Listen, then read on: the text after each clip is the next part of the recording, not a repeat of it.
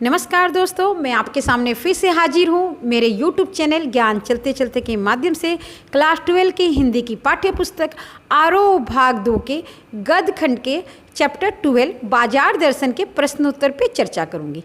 तो आइए दोस्तों शुरू करते हैं। दोस्तों, हम पहले वीडियो में बाजार दर्शन पाठ के सार के ऊपर हम चर्चा कर चुके हैं और अब बारी है प्रश्नोत्तर की। प्रश्न: बाजार का जादू चढ़ने और उतरने पर मनुष्य पर क्या क्या असर पड़ता है। दोस्तों, हम आपको बता दें कि इस पाठ के माध्यम से जैनेन्द्र कुमार जी ने हमें बताया है बाजार का जादू चढ़ने का अर्थ है कि हम बाजार के आकर्षण में खो जाते हैं। बाजार जाते हैं तो उसमें इतना खो जाते हैं कि गैर जरूरती चीज़ भी हम ले लेते हैं, परंतु बाजार का आकर्षण उतरने का अर्थ है कि हम सूची बना के लेके अब इस प्रश्न का उत्तर हम ऐसे लिखेंगे। उत्तर: बाजार का जादू चढ़ने पर मनुष्य बाजार की आकर्षक वस्तुओं के मोह जाल में फंस जाता है। बाजार के इसी आकर्षण के कारण ग्राहक सजी धजी चीजों को आवश्यकता न होने पर भी खरीदने के लिए ललायित होता है। इसी मोह जाल में फंसकर वह ऐसी गैर जरूरी वस्तु खरीद लेता है जो कुछ समय बाद घर के किसी कोने में शोभा बढ़ाती है, परंतु जब यह जादू उतरता है तो उसे एहसास होता है कि जो वस्तुएं उसने आराम के लिए खरीदी थी उल्टा वे तो उसके आराम में खलल डाल रही है। प्रश्न नंबर 2: बाजार में भगत जी के व्यक्तित्व का कौन सा सशक्त पहलू उभरकर सामने आता है? क्या आपकी नज़र में उनका आचरण समाज में शांति स्थापित करने में मददगार हो सकता है? उत्तर: दोस्तों, इस पाठ के माध्यम से हमने ये जाना है कि भगत जी जो थे सीधे साधे साधारण व्यक्तित्व वाले इंसान थे।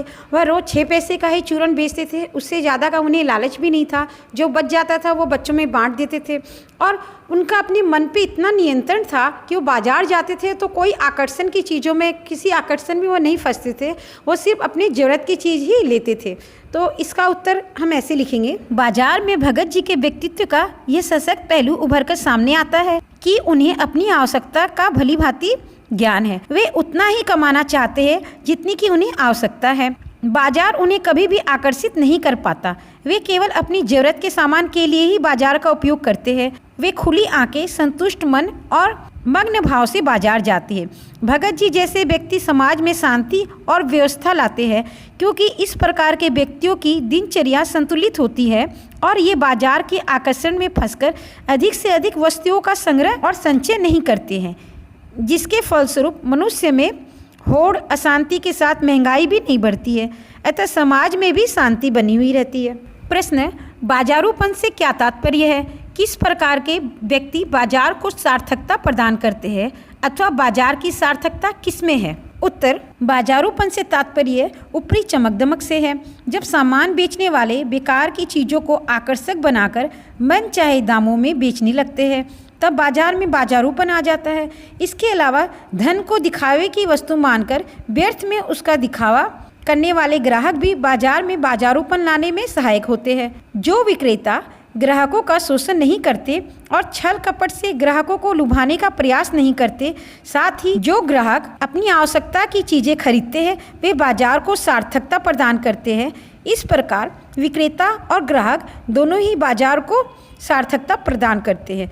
मनुष्य की आवश्यकताओं की ज़्यादा से ज़्यादा पूर्ति करने में ही बाजार की सार्थकता है। प्रश्न: बाजार किसी का लिंग, जाति, धर्म या क्षेत्र नहीं देखता, वह देखता है तो सिर्फ उसकी क्रय शक्ति को। इस रूप में वह एक प्रकार से सामाजिक समता की रचना कर रहा है। आप इससे कहाँ तक सहमत हैं? हम इस बात से पूरी तरह सहमत हैं, क्योंकि आज हम जीवन के प्रत्येक क्षेत्र में पढ़ाई, आवास, राजनीति, धार्मिक स्थल आदि सभी में लिंग, जाति, धर्म के आधार पर होने वाले विभिन्न भेदभाव देखते हैं, किंतु बाजार इस विचारधारा से अलग होता है। बाजार को किसी लिंग, धर्म, जाति से कोई लेना देना नहीं होता है।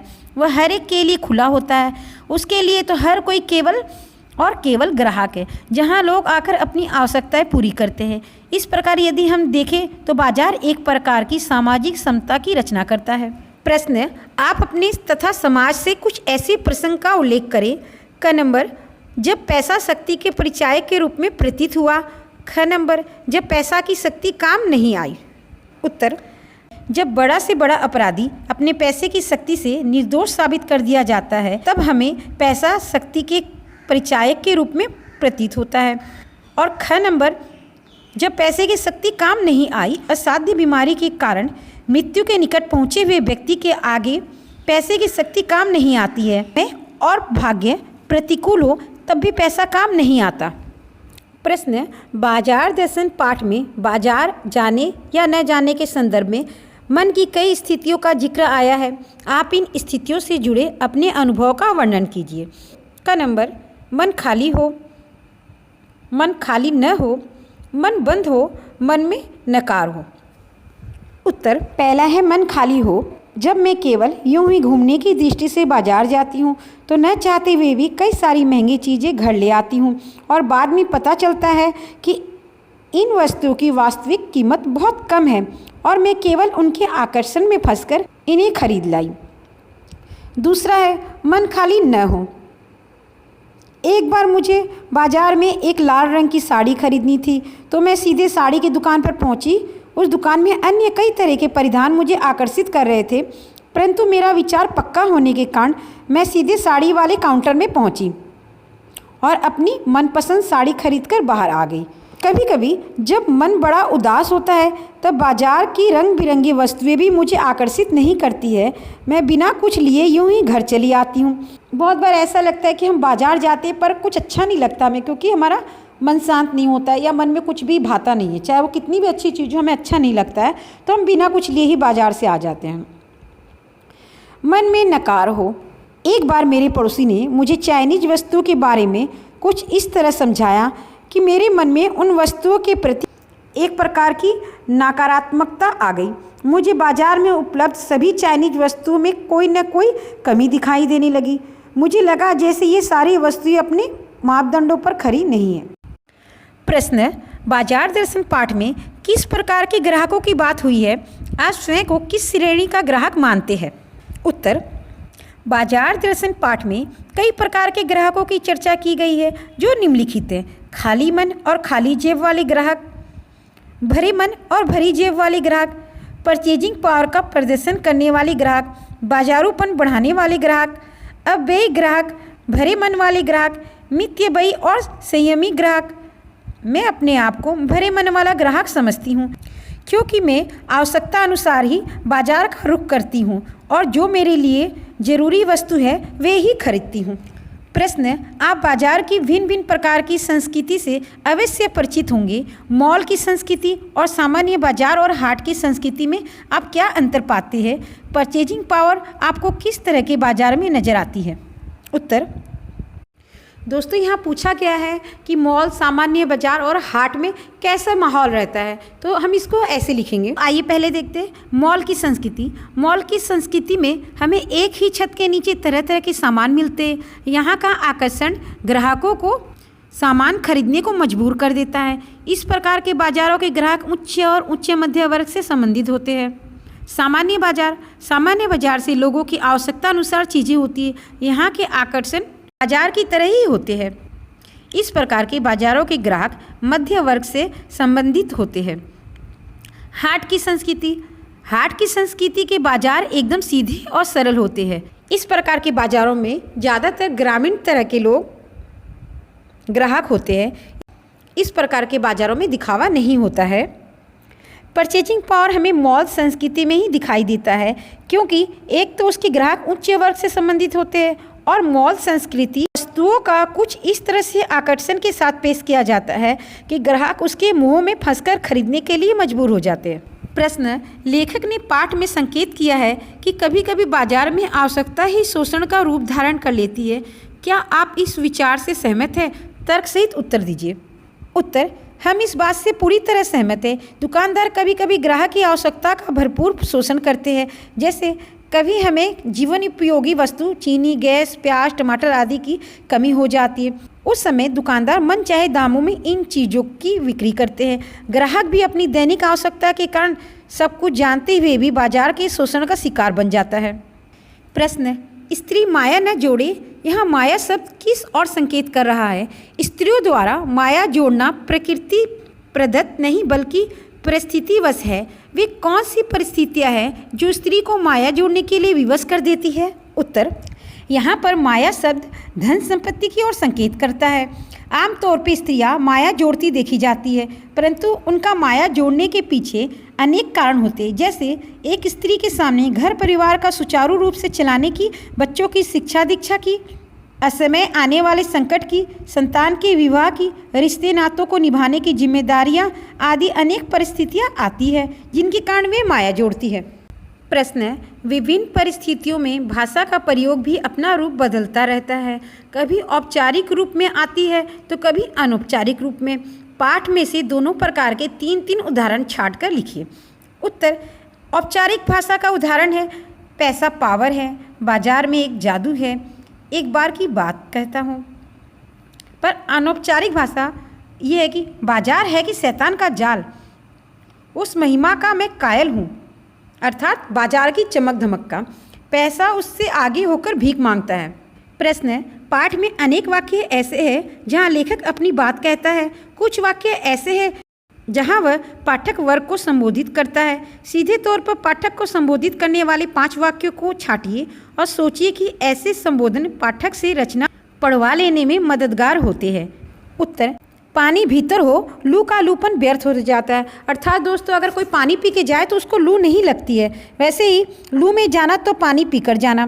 बाजार आमंत्रित करता है कि आओ मुझे लूटो और लूटो, परंतु पैसे की बैंक शक्ति की सुनिए, कहीं आप भूल न कर बैठिए। प्रश्न है, नीचे दिए गए वाक्यों को पढ़िए। पैसा पावर है, पैसे की उस परचेजिंग पावर के प्रयोग में ही पावर का रस है।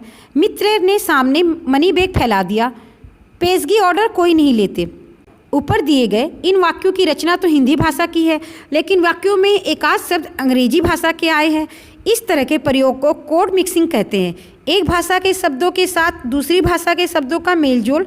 अब तक आपने जो पाठ पढ़े उसमें से ऐसे कोई 5 उदाहरण चुनकर लिखिए। यह भी बताइए कि आगत शब्दों की जगह उनके हिंदी पर्यायों का ही प्रयोग किया जाए तो संप्रेषणीयता पर क्या प्रभाव पड़ता है। उत्तर, हमें हफ्ते में चॉकलेट खरीदने की छूट थी। बाजार है या शैतान का जाल, परचेजिंग पावर के अनुपात में आया है। बचपन की कुछ फ्रॉक तो मुझे अब तक याद है। वहाँ के लोग उंदा खाने की शौकीन हैं। दोस्तों, इन शब्दों में अलग अलग भाषाओं का प्रयोग हुआ है, जैसे परचेजिंग पावर, चॉकलेट, जाल, फ्रॉक, उम्दा, ये सब अलग अलग भाषा के शब्द हैं। कुछ अंग्रेजी शब्द हैं और कुछ उर्दू। किसी भी भाषा को समृद्ध बनाने के लिए आगत शब्दों का प्रयोग किया जाता है। इस पर यदि रोक लगा दी जाए तो भाषा का संप्रेषणीयता कमज़ोर और कठिन हो जाएगी। ऐसे उदाहरण स्वरूप यदि ट्रेन को हम हिंदी में प्राय के रूप में लोपदगामिनी कहेंगे तो भाषा में दुर्हता आएगी। अतः कोड मिक्सिंग के प्रयोग से भाषा में सहजता और विचार के आदान प्रदान में सुविधा रहती है। प्रश्न, नीचे दिए गए वाक्यों को रेखांकित अंश पर ध्यान देते हुए उन्हें पढ़िए। निर्बल ही धन की ओर झुकता है। ख नंबर, लोग संयमी भी होते हैं, सभी कुछ तो लेने को जी होता था। ऊपर दिए गए वाक्यों के रेखांकित अंश ही, भी, तो, निपात है जो अर्थ पे बल देने के लिए इस्तेमाल किए जाते हैं। वाक्य में इनके होने, न होने और स्थान क्रम बदल देने से वाक्यों के अर्थ पे प्रभाव पड़ता है। जैसे मुझे भी किताब चाहिए, मुझे महत्वपूर्ण है, मुझे किताब भी चाहिए, किताब महत्वपूर्ण है। आप निपात ही, भी, तो का प्रयोग करते हुए 3 वाक्य बनाइए। साथ ही ऐसे 2 वाक्य का भी निर्माण कीजिए जिसमें ये दोनों निपात एक साथ आते हैं। उत्तर, पहले हम ही को लेके बनाते हैं। उन्हें भी आज ही आना है। 2 नंबर, मैं आज जल्दी ही सामान मंगवा लूँगा। 3 नंबर, तुमसे ही मिलना है। अब भी का प्रयोग, आपके साथ यह भी चलेगा। निरंजन साहब अब भी नहीं समझ पाए, तुम अभी भी नहीं समझ पा रहे हो। अब तो का प्रयोग, माँ ने तुम्हें जो काम करने को दिया था वह कर तो दिया होगा, यानी चश्मा तो था लेकिन संगमरमर का नहीं था। मेरे पास गहने थे तो सही लेकिन मैंने पहने नहीं। यहाँ पर दोस्तों तीनों निपातों का प्रयोग अब एक साथ किया गया। आप घर पर ही रुकिए क्योंकि माँ भी तो जा चुकी है। मुझे भी तो पता चले कि आखिर तुम्हें ही यह काम क्यों सौंपा गया है। दोस्तों, किसी भी पाठ से संबंधित किसी भी व्याख्या, किसी भी प्रश्न उत्तर से रिलेटेड कोई क्वेश्चन हो तो आप मेरे से कमेंट करके पूछ सकते हैं, मैं जवाब ज़रूर दूँगी।